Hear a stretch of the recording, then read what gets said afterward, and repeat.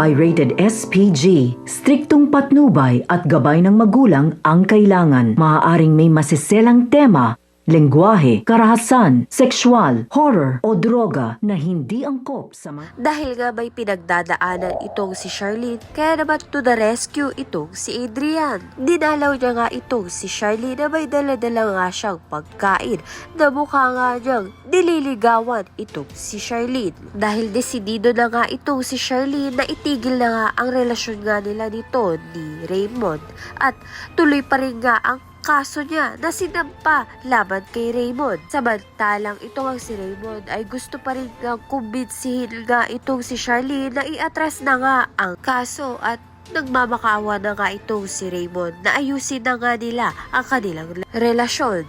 Sa kabilang banda naman nga napag-alaman na nga ni Princess ang katotohanan na ito ang si Divina ang may pakana ng lahat at kasabwat niya nga itong si Liberty.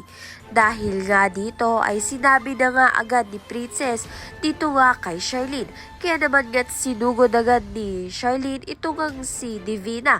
Saktong-sakto na nga nakasama nga ni Divina itong si Liberty. Kaya naman nga't agad silang nagkomprontahan. Malalaman nga ni Charlene ang katotohanan na hindi niya nga tunay na anak itong si Liberty.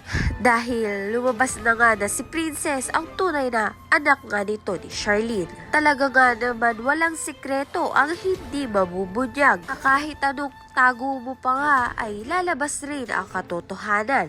Ayan at iba pa ang dapat nating pakaabangan. Maraming salamat sa iyong panonood.